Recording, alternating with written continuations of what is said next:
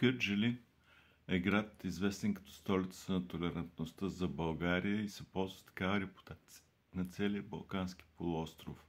Градът ни е пример за съжителство на хора с различни религии. В него е имало различни храмове винаги, както мюсюлмански, така и християнски, така и юдейски.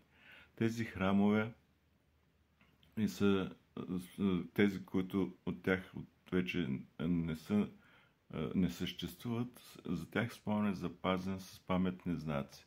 Такъв знак имаше и има за еврейската синагога, която е съществувала в първите десетилетия на миналия век, когато в града отсядат десетки еврейски семейства.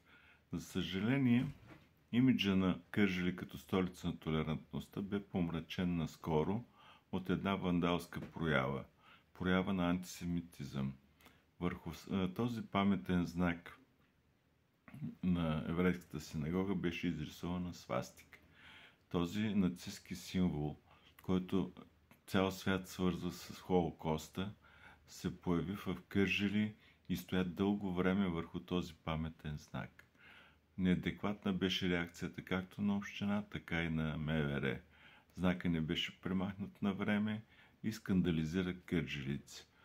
Медиите писаха, институциите не се самосезираха и в един момент дойде реакцията на Организацията на евреите в България Шалом, която разбуди общественото мнение.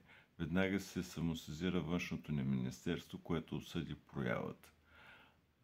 Беше нужно обаче намесата на видни кърджалийски общественици, за да се свърши общината работа и да премахне този знак, който беше срамно петно върху имиджа на града ни. Слава Богу, кметът направи решителна стъпка. Той посети в офиса еврейската организация в София, за да поднесе извиненията си. Нещо повече, община Кърджали ще се партнира с Шалом и в бъдеще изяви на приятелство и разбирателство. От това печелят само кърджалийци, които винаги са искали да бъдат пример за подражание.